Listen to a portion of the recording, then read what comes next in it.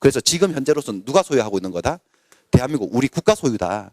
그래서 환수하러 왔다는 거예요. 당시에 80%나 저랬으니까 곳곳에서 환수 때문에 싸움이 생겼을 거 아니겠습니까?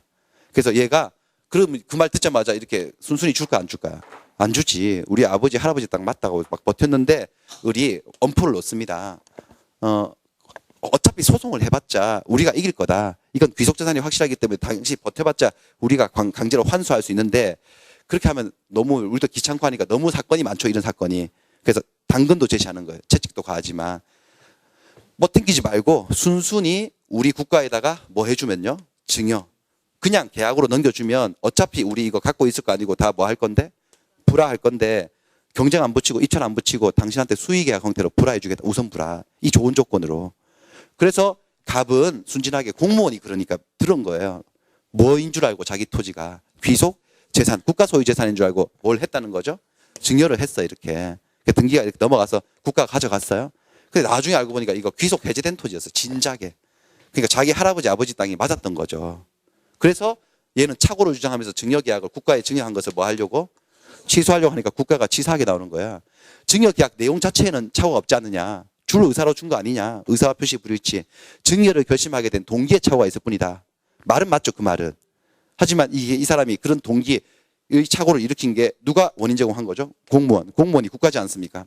상대방에 의해서 뭐죠? 유발된 동기 착오라고. 이런 경우는 바로 중요분이 될 수 있어 없어요? 있고 바로 취소할 수 있습니다. 취소 여부를 불문하고 뭐 그런 얘기입니다. 자, 그다음에는 이게 이제 1, 3번은 여기 얘기고 내용이 그다음 중요 부분 착오예요. 중요 부분 착오에서는 판례가 뭐가 있냐면 이게 중요 부분 착오인지 아닌지를 판단함에 있어서 이중적 잣대를 들이댄다. 표의자 입장에서 한 번, 일반인 입장에서 한 번. 그런 판례도 있었고 이런 판례도 있는데요. 표의자가 당의 착오로 말미암아 무슨 경제적 불이익을 입은 바가 없다면 이건 중요 부분 착오라고 볼 수가 없다. 이런 거 기억나십니까? 경제적 타격을 입었느냐 입지 않았느냐 가지고 그런 거예요. 경제적 불이익을 입지 않았다면 중요 부분 착오이다 아니다. 아니다. 그 예로서 2번 판례가 유명한 판례예요. 예전에도 한번 나왔는데 또 나왔어요. 주채무자 소유 부동산에 가압류 등기가 없다고 믿고 보증계약을 했어. 신용보증기금이요. 근데 그 가압류가 원인 무효로 밝혀졌다면 착오를 이유로 취소할 수가 없다. 자, 이게 어떤 얘기냐면 자, 갑이 을에게 어떤 채무가 있다고 가정하겠습니다. 1억 채무가 있다고 가정을 할게요. 그러니까 얘가 채무자예요. 얘가 채권자예요. 근데 병이 이 빚보증을 서요. 보증인이 된다고. 보증은 계약입니다. 계약이라면 두 사람이 합의하는 건데 계약의 일방 당사자가 보증인인 것은 확실합니다. 근데 상대방 당사자는 누구냐? 누구라고 했습니까? 채권자하고 계약하는 것, 채무자하고 계약하는 것, 보증계약은. 누구랑 계약하는 거라 그랬어요? 채권자하고의 계약입니다. 이게 보증계약이에요. 보증계약의 내용은 주 채무자가 채무를 이행하지 아니하면 내가 그 채무를 이행해 드릴게요. 라고 하는 게 보증계약이라고요. 누구하고 약속하는 거죠? 채권자. 얘는 제3자예요. 구조 한번 들어두시라고 했는데 그때 우리 입문 강의할 때. 그런데 문제는 여러분들이 보증을 설 때 이 채무자의 재산 상태, 신용 상태가 보증을 설까 말까 결심하게 되는 중요 요인, 결정적 요인이 될 수 있어요? 없어요? 있죠. 그래서 이 사람이 뭐 재산이 하나 있었어요. 이렇게 이 사람 소유 재산. 이 재산에 혹시 가압류 같은 거 막 잔뜩 돼 있으면요. 보증 설 마음이 들겠어요? 안 들겠어요? 가압류가 뭔지는 자세히 모르셔도 기분 좋아요? 안 좋아요? 느낌 안 좋죠. 가압류라고 하는 건 뭐냐면은 이 갑이 채무 관계가 안 좋은 거예요. 그러니까 A, B, C 채권자들이 있는데 이 A가 얘에 대해서 돈을 못 받고 있어서 그냥 안 줄 것 같으니까 이걸 경매 넣으려고 소송을 거는 거예요. 근데 소송에서 이겨봤자 이 집이 팔려나가면 닭 줬던 개가 되거든요. 그러니까 임시로 묶어두는 거예요. 임시 압류예요. 소송에서 이겨서 경매 신청하면 본압류로 넘어가고 소송 진행 중에 임시로 해놓는 압류가 뭐다? 가압류. 그 가압류가 됐다는 것은 잘못하면 이거 경매로 넘어갈 수도 소지가 있다는 거죠.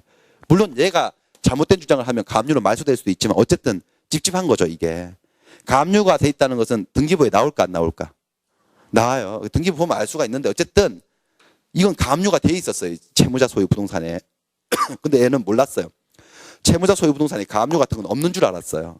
그래가지고 신용이 좋은 줄 알고 보증계약을 체결을 했어요. 그런데 문제는 나중에 발견했는데 가압류가 떡하니 하나 있는 거예요. 그럼 얘는 주 채무자의 신용 상태에 대해서 뭔가 착오를 일으켰습니까? 맞죠? 가압류 있다는 걸 알았으면 보증을 섰을까 안 섰을까?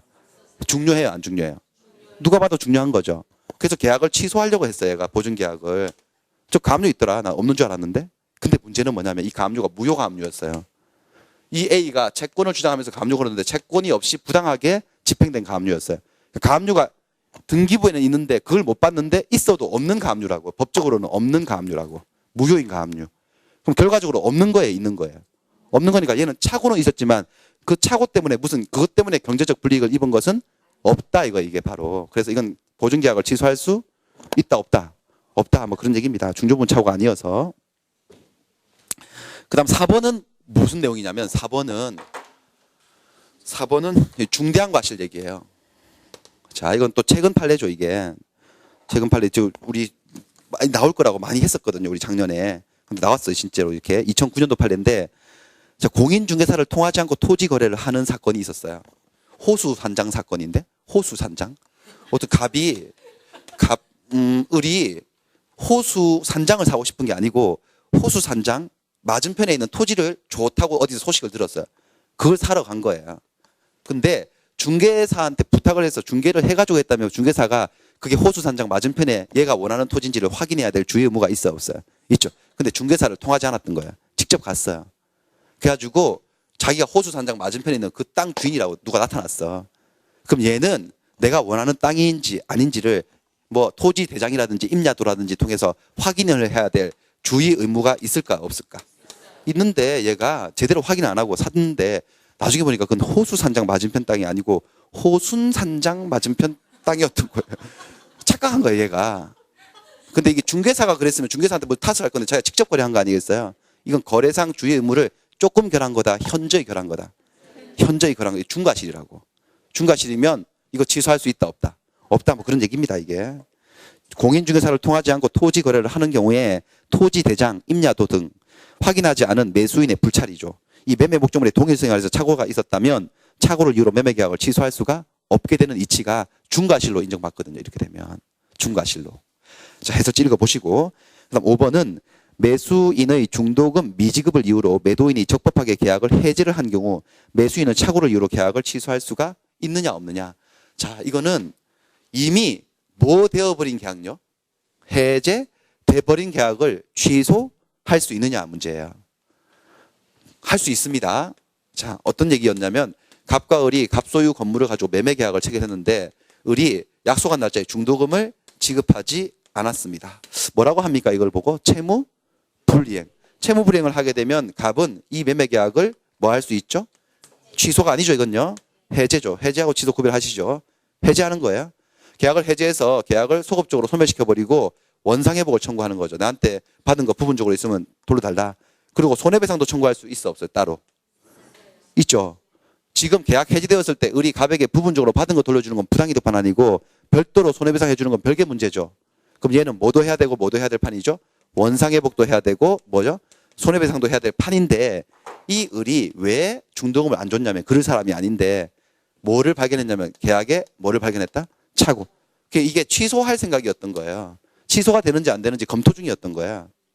열심히 검토하고 있는데 난 검토하고 있고 얘가 볼 때는 지채고. 그래서 얘가 먼저 선수 쳐가지고 뭐 계약을 뭐 해버렸다? 해제. 근데 검토가 끝났어. 착오 확실해 이거. 변호사도 확실하다 그러는 거야.